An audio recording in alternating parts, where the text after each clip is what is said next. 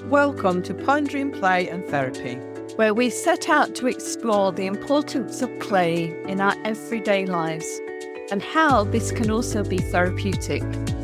We'll be discussing our own experiences in the hope that others may ponder play in their own lives too.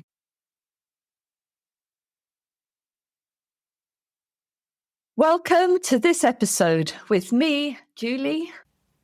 and me, Philippa. And this week is part 2 of Rupture and Repair. Last time we thought more about the rupture.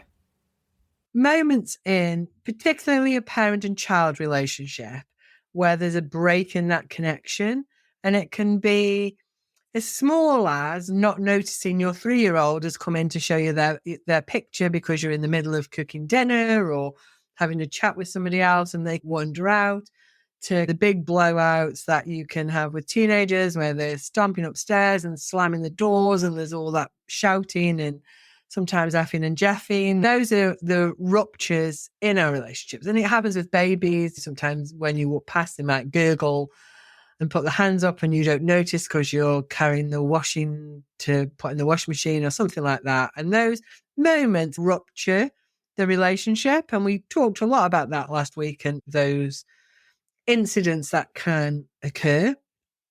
And this week, we wanted to think more about how do we repair those and where does play and playfulness come into that? And what is the importance of rupture and repair? Because this does help in child development. It helps in relationships. It helps in lots of ways to have these ruptures and repairs, as long as the adults certainly initially do the modeling of the repairs, and then we don't expect our children to always be able to repair. It's a skill that they learn, and we're going to think how that helps. Last week we talked about shame, didn't we? Lots about shame and the impact that ruptures can have on self. And I guess the antidote to that is these really healthy repairs and how we help children not go into shame or come out of shame in a way that's scaffolded by their adults. Does that feel like what we're going to talk about today? Yeah, I think we ended last time having said we're going to think about rupture and repair, but you're right, we did spend most of the episode last time thinking about actually what does a rupture look like, big and small, and the impact it can have. And we talked, I remember we talked about the difference between guilt and shame. And we got to the end of the episode and realized that we hadn't talked about the second half, which is the crucial part, which is the repair. So we all recognize the small, big, medium, noticed and unnoticed ruptures that go on from the beginning of the day to the end of the day. I imagine it almost as an opening the door to say, right, let's come back together. And sometimes there needs to be that moment or several moments or even several hours sometimes between the rupture and the repair to give both parties or the many parties a chance to just go, just to exhale, to allow all that adrenaline to drain out or at least to lessen. So sometimes, and certainly in my experience in my own life and with families I work with, trying to do the repair too quickly can mean that it will be a sort of begrudged sorry. And it's not really a repair, that the sorry has come, perhaps in a school playground situation. Children have had a fight, somebody's tripped somebody up, somebody's pulled somebody's hair, somebody's stolen somebody else's ball. And often the adult on duty, and I can see that in myself when I, was working in a school, that I would almost make the children say sorry to each other before they went back into class. But actually, when I look back at some of that now, those children were not ready to say, well, they could say sorry because me as the adult was asking them to, But actually, on reflection now, I think keeping those children apart for the next couple of hours and then helping them gently to repair when they could genuinely reconnect would have been far more helpful for those children. I can see that was my need as the adult in charge of the playground, to want the children to say sorry. But actually, when I look back at that now, there are so many begrudged sorries that I kind of squeezed out of many a child in those playgrounds. Whereas if I had met them again at lunchtime or even the next day, a much more meaningful repair might have been able to be modelled and supported for them. So yeah, that's where my head's been going, and thinking about actually how crucial rupture and repair is. It's as though it builds our emotional muscles, and living in a life where there is no rupture and therefore there are no repairs, to me doesn't make a good human. It isn't human. It isn't recognizing the complexities of life. And Philippa, I don't know if you ever had this experience where you've never come across a book or a saying or an author or a film, and then in the space of a few hours, two people introduce you to that concept or that experience.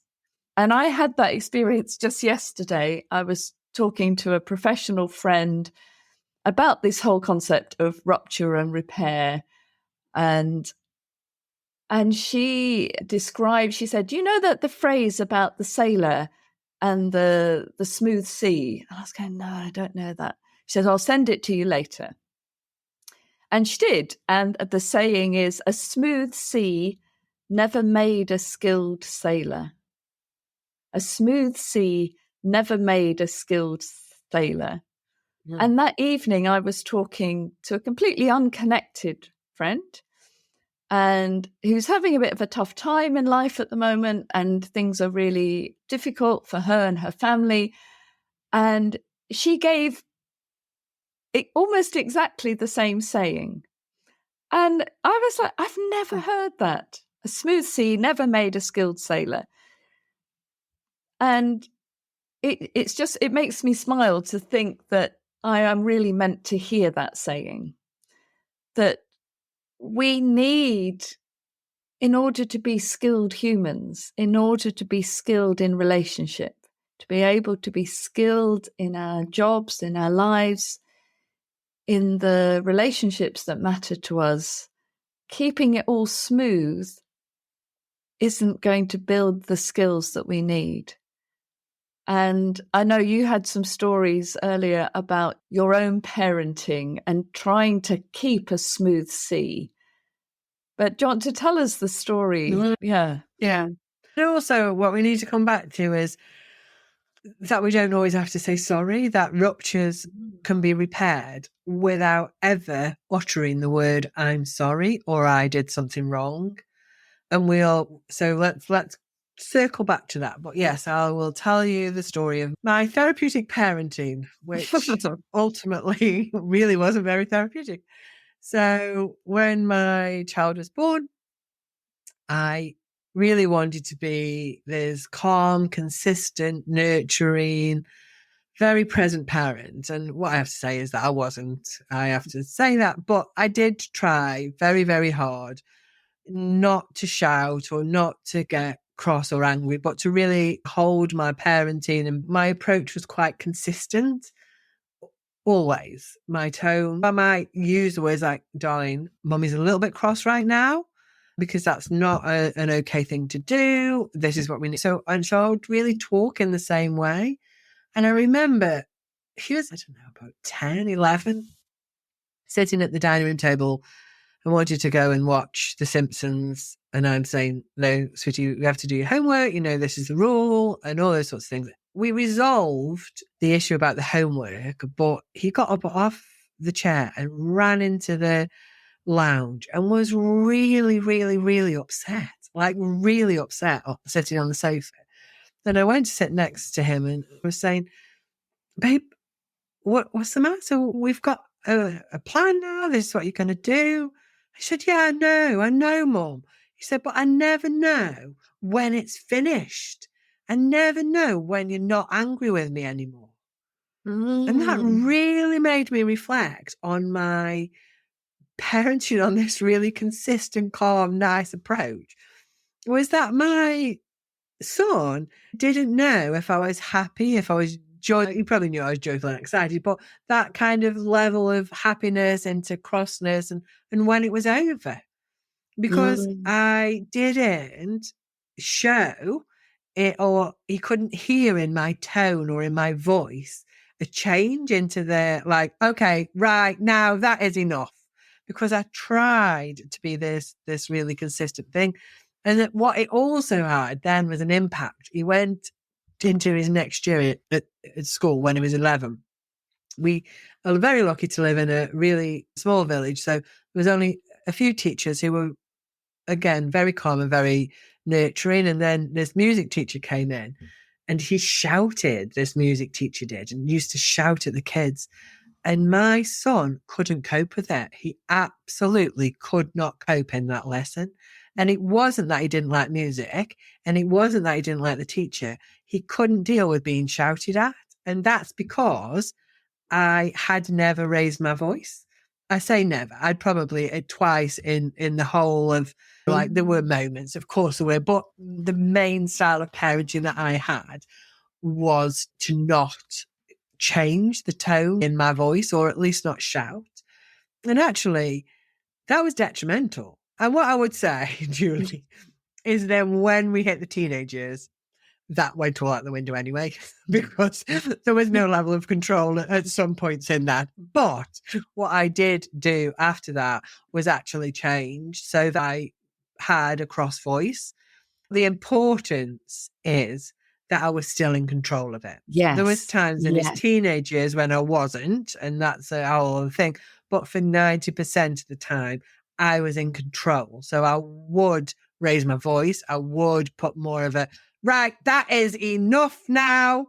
But I was in control of that. And I was never threatening in it. But it helped him to know when it was over and when the repair had really taken place. And, it's making me think about that saying that I had earlier. You were trying so hard to create a calm, smooth sea all the time, even when sort of underneath the sea, there was a lot bubbling away. And then suddenly he met a storm in the music teacher at school. And I don't know what your son's experience of it was, but it was, you said he couldn't cope with it, whether it was too frightening, it was just too bewildering. But he also then hadn't ever experienced the calm that comes after a storm, which for me always feels far calmer than we started before the storm. That calm that comes after a really, really windy, stormy, sort of violent wind day, that calm the next day feels so different to the calm before the storm. So, trying to keep a smooth sea doesn't allow us that deep, deep connection that comes after a repair has happened. No, I can really see that you don't know that somebody's made a repair if you don't understand the rupture, and other people could feel that there's a disconnect in this relationship because you're asking me to do something I don't want to do. So there's a disconnect, and maybe cognitively you know that Mum's saying something and she doesn't like what I'm doing. But your body, which is so important, especially when you're growing, can't quite feel the disconnect that your head knows, because like you say, the calmness is still there. Whereas at least if you're raising your voice or your tone is changing, your body is also getting that message, isn't it? As, oh, okay, this isn't okay. This is and this is not frightening. And what is really important is this is not about frightening a child, but it is about raising that level of, okay, there's something, that is not okay here. It's not okay for me and it's not okay for the other person. And then when that is over, your body and your brain return back to the place of, okay, yeah, it's fine. We survived that and we survived it together. Body is back to where it was and mum's tone's back to where it was and mum's saying the things that she says when everything's okay. And I feel in my body and in my head, it's back together and we're now sitting watching Simpsons together and snuggled up. So it's not just about the knowing, is it? I guess what I was relying on was the words. That I was relying on him being able to understand the words I was saying. But actually, what he needed was a whole feeling of there's a disconnect here between mum and I. Because that happens in peers, doesn't it? There's sometimes the disconnect is non-verbal. I remember being at school and having really dirty looks off people or like they shoulder banging you and there's no words said there, but you absolutely know that there's a disconnect between you and another person. And I wasn't teaching him that, maybe, or as well as I could have been, you know what I mean? Hopefully he did have those things, but in that moment, it probably wasn't. And when he went to the music teacher, there was a feeling as well as a knowing. Yes. And he wasn't used to that feeling. Yeah. Because I tried for him never to be upset in that way. I'm not saying he never was. Of course he was. And of course I shouted at him, but very rarely. And it was when I was not in control, I suppose, when I was frustrated, which is not a good way to be. So thinking about what you asked us to circle back to, so thinking about a repair doesn't always need to include a sorry and doesn't always need to include even referring to the rupture. Because their bodies weren't ready for it. Their bodies were still in fighting mode. Their bodies were still full of cortisol, adrenaline, and their sorry came out as a grunt, almost as a spit, as another attack to the other child. So it was not a repair at all because their bodies weren't ready for it. But what we want to think about is, how do we recognize a gesture of repair even when it's not directly related to the rupture? So an example might be a child who's had a big blowout with their teacher in class. Maybe they've been sent out of the room because they've kicked somebody or they've lost it. And they've felt the rupture. Maybe they've even been excluded and they've been sent home. It's a big thing has happened, but they want to come back into relationship with their teacher, who they really love and they really want to be liked by and want the approval of. And the child creates a picture for the teacher. And can the teacher recognize that as a gesture of repair? Even though the child might not want to talk about what happened yesterday, might not be able to manage the shame that's connected with that blowout the day before, might not even remember what happened in the details of that event the day before. But as you said, within their body, they felt a disconnect with somebody that they respect and want to be in relationship to. And so how can the adult give space for the child to offer a gesture of repair, even when it's not directly related to the event? So I'm thinking about often my experience of being in a school. If there had been a big blowout the day before, I would almost be insisting that the child sit down with me and talk about what happened. But I realize now that a 6-year-old, a 7-year-old, a 9-year-old just might not have the capacity to do that. And it won't hold much meaning for them. But actually, if they've written me a card to say, "I like your lessons, miss," then I can see that as the repair. And actually, I can feel that in my body, even as I say it. And you have a story, I think, about your son as well. I think in those more volatile teenage years. Tell us a bit about that. For listeners, you can't see Philippa's face, but there was a face there that said her eyes went up and her eyebrows went up as if to say, gosh, I remember those days. Yes. Yeah, I'm sure if my child listens to this, they'll be like, oh, really, Mum, you're still using all these stories about me. Stop.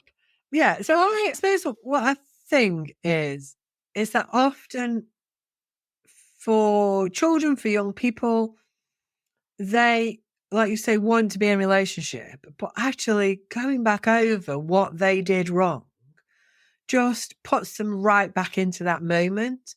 And we talked last time about shame and guilt. And if we ask for the sorry or let's just reflect on this, then often the shame can start to come up and then you'll just get back into that defense of, yeah, well, you did. And the conflict starts all over again. So it's not about not addressing some of the things, but sometimes it's about doing it much later on. I think like for teenagers, they often can repair in a way that is indirect, really. So by giving you a piece of information, because as a parent of a teenager, you don't get any information because it's all about the peers and you don't know anything. So to come downstairs and say, oh, Mom, in maths today, that's a repair. Yeah, it might have nothing to do with the argument that you had about them not going out or the shoes that they're not wearing to school or any of those sorts of things. That is argument that you're all left feeling yucky with. And then in the evening, they just come downstairs and say, Mum, in maths today. And that's their repair. That's their connection. That's them giving you something. And that says, I still want to be in this relationship with you. I don't want to talk about the stuff that happened this morning because I feel really rubbish about it and my brain can't cope with it because a teenage brain is all changing and maybe that's a whole other episode that we need to talk about, but they can't deal with all that emotional stuff that's going on. And it often takes teenagers and young people a long time to process what's actually happened because, again, their brain is rebooting and changing. So they can't think and process as quickly as we can as adults. So whilst the little ones don't maybe have the experience or the brain capacity to do all that big reflecting, the teenagers do, but it takes them a lot longer. And we need to give them that space to do that connection and to do that thinking and to do that processing. And sometimes it might be that they ask you to do something. Mum, can you just take me? Or Mum, can I just have? And that feels, I think, as a parent, like, what? You've just slammed upstairs an hour ago, told me you're not eating this blinking tea that I've cooked for you and blah, blah, blah. And now you're asking me money for going. And that can feel like a real big disconnect as a parent. But if we stop and think about it, for children to ask for our help, whatever that help is a connection and an acknowledgement that they need you. And that in itself can be a repair. And that doesn't mean that you have to let everything go because now they're telling you about what happened in maths or asking you, for a £5 so they can do charity at school or whatever it is. But it means that we can accept the repair and move on in the relationship. So once you've repaired the relationship, I think we've talked before, haven't we, about the 3 R's of Bruce Perry: regulate, relate, reason. So the relate, I think, is the bit where you accept their information, their connection, and we say, okay, we're back now on the same page. We're back connected. We're back in a space that says to you, your relationship with me is okay and I'm still going to meet all your needs. And then maybe the next day you can say, I was thinking, on Friday when we had that big blowout, I was feeling really sad about that. I'm not sure how you were feeling. I wonder if there's a way we could do that differently. So you can go back and address it. Have to be within the repair, those are, for me, two different things. There's the regulate, let us both regulate. There's the relate, let's have this repair, let's be in relationship with one another, let's be in connection with one another. And then there's the reason, if you need to address it. You don't always need to address it, because if the little things, you've just made the repair. And that's the same whether they're 3 or 23, I think. Do you know what I mean? It's that we can have this conversation when we're both, or we're all back safely in our relationship.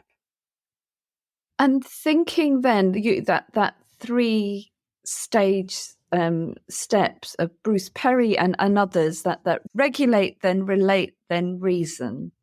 And I'm wondering if some of those steps can be done on our own, and some of those steps need to be done with the other. So I'm thinking about the regulate part sometimes might need to happen on our own, even if for 2 minutes the parent needs to go in the kitchen and do some silent screaming into a tea towel, and the child goes to another space and buries their head in a cushion or hides behind the settee, and that just gives everybody a bit of breathing space. That regulate might sometimes happen separately.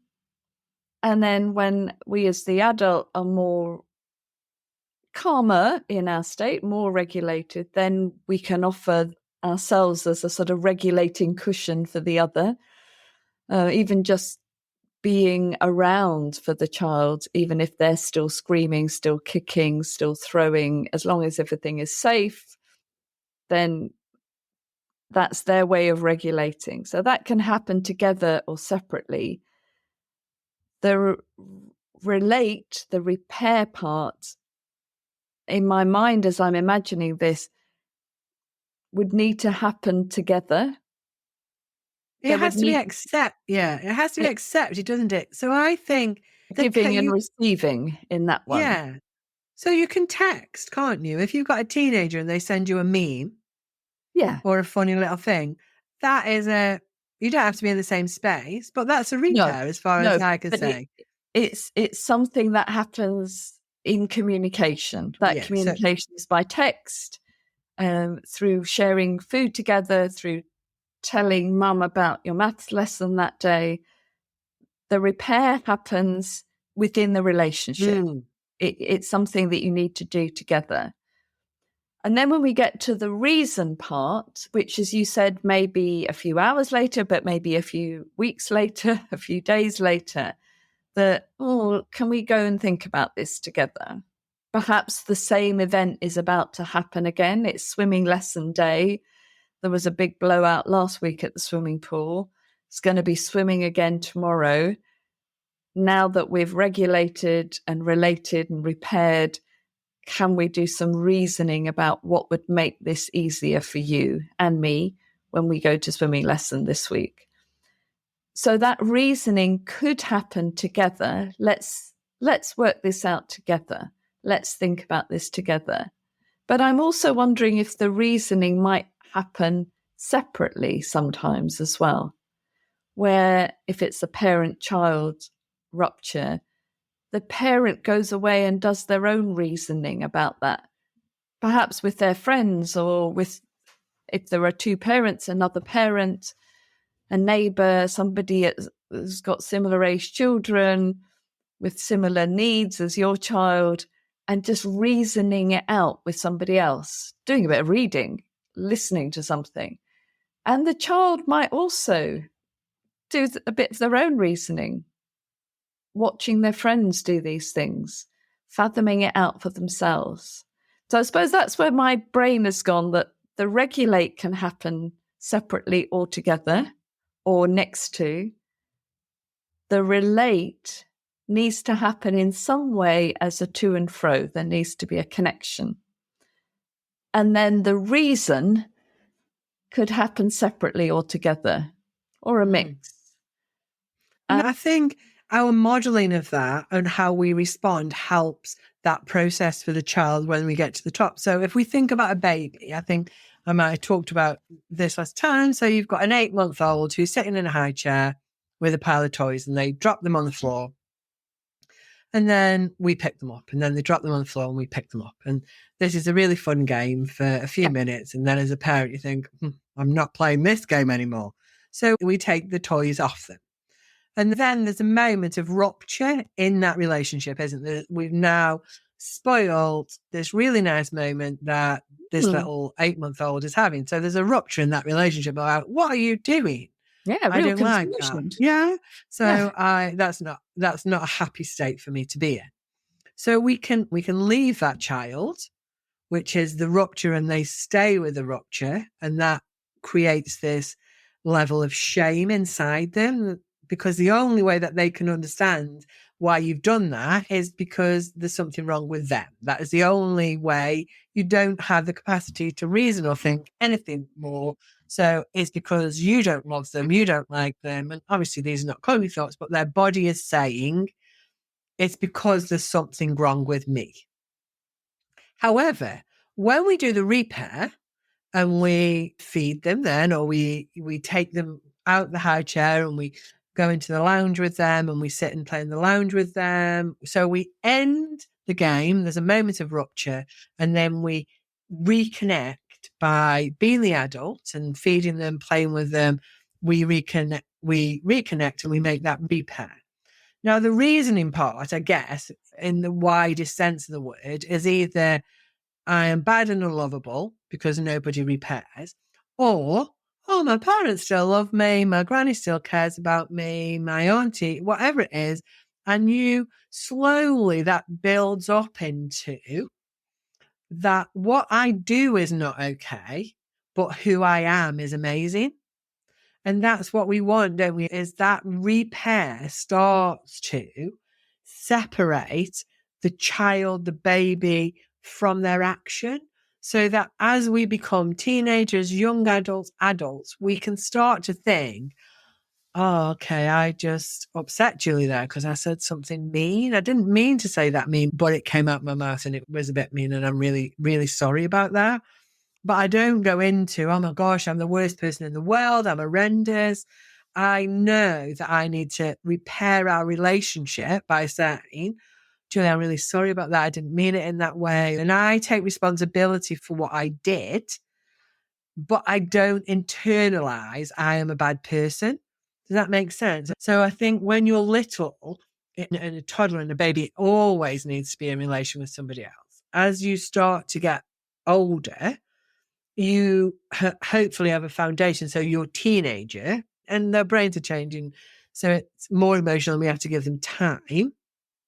Their initial response is, you're doing this because you hate me, you're the worst parent in the world, you just want to ruin my fun, all that sort of stuff. So that's their reasoning in that moment. But as you give them the space, as long as they've got all these other foundations in place, they can maybe begin to think, yeah, okay, I don't like it, but maybe they do have a point, or I don't agree with it, but I can see that they're trying to keep me safe, or they can go into that reasoning themselves, like you say. So they might not like it, but because you've put all these other foundations in, they can get to the point of saying, yeah, I can see she stopped me going to that party because she cares about me and doesn't want me to be safe. She's wrong because I'd be safe. Do you know what I mean? They're always going to have that, or often have that bit, but they can reason it through. Does that make sense? So I think we help with rupture and repair. We help to build these foundations because we're scaffolding our children on the rough sea. We're the lifeboat, aren't we? We're the sails that are saying, okay, we're going to have the sails up, we're going to have the sails down, and now you can do some of this for yourself.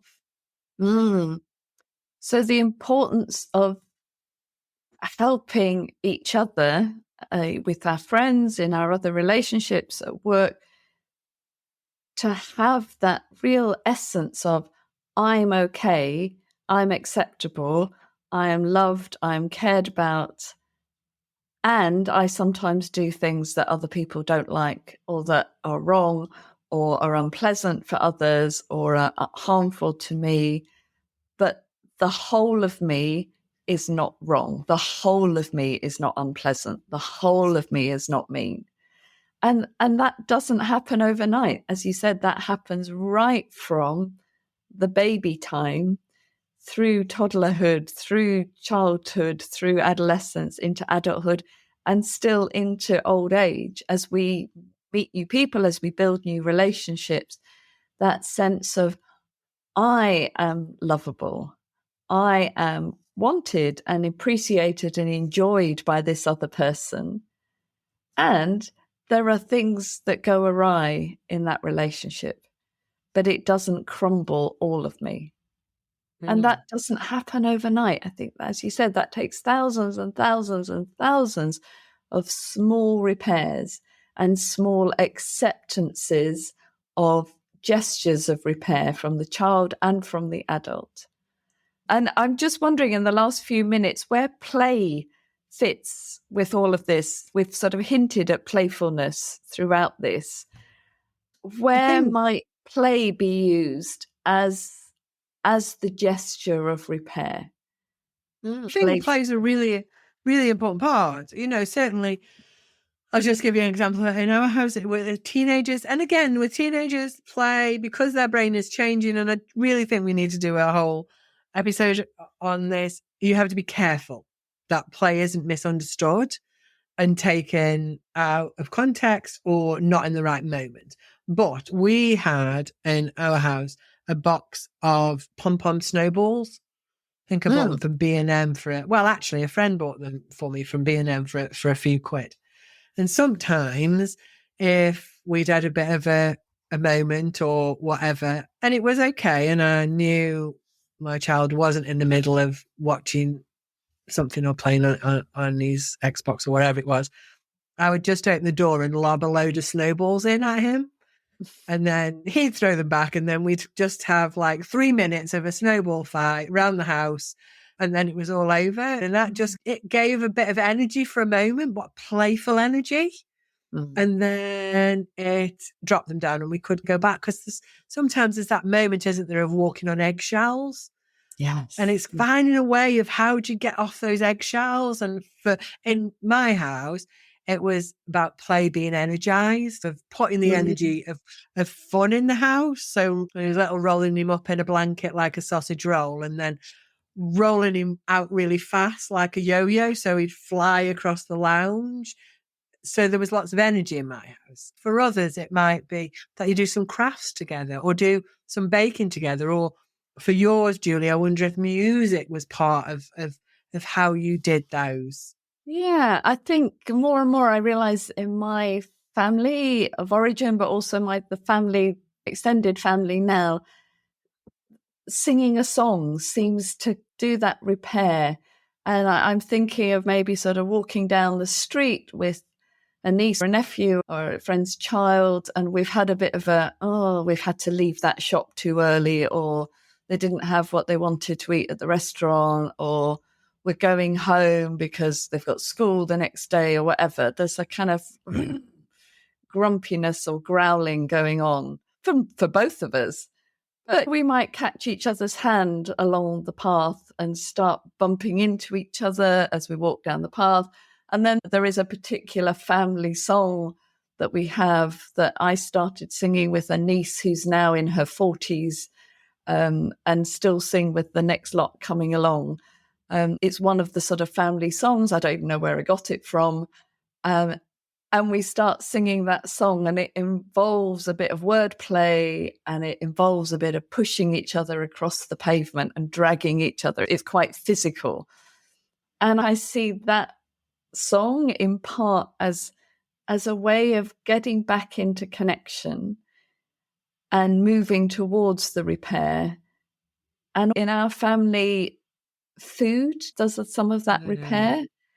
You know, the classic, do you want a cup of tea? Or in my family, it'd be more, do you want a hot chocolate? I happen to have the gift of a beautiful hot chocolate making machine in my house. And I've never known anybody, adult or child, to say, oh no. So I say, do you want hot chocolate? Kind of says, okay, I can linger with you for a few minutes. And there's something playful about hot chocolate, more so than a cup of tea somehow. Absolutely. So whether playfulness of food, playfulness of a song, playfulness of a snowball fight. I think every family, and even within every family, every relationship has its particular nuances of playful repair. And it can just be, sorry, I was just going to say, it can just be watching a movie on Netflix and watching something that's funny and having a laugh. It just changes the energy in the house from this tension to say, actually, we're all back together, or like you say, on a walk, or, if you've told them off because they're in the park and they've run off and nearly fell in the lake where you're feeding the ducks and you've got a bit cross, and then, like you say, marching back or pushing them on the swing and singing a song. It's the changing of the energy. I think that's really important. Yeah, because then everybody gets the sense of the physical change that's come about, the thing that your son didn't get when your face and your voice didn't change, and he didn't know when the anger was over. Whereas if you can have that, as you've described, very yucky feeling inside when there's been a disconnect, there's a rupture, you need to feel the repair. You need to feel it in your heart, in your stomach, in your legs. It's such a physical feeling when there's been a rupture. And that's way before any reasoning or apology can happen. And I think that's a good place to finish. Absolutely. Yeah, that was really good chat there, Julie. Thank you very much. So thank you for listening to this episode of Pondering, Play and Therapy. Please subscribe to our channels, like us on our social media, and thank you for listening. Bye. Thank you for listening. If you've enjoyed this episode, please follow our podcast and click like.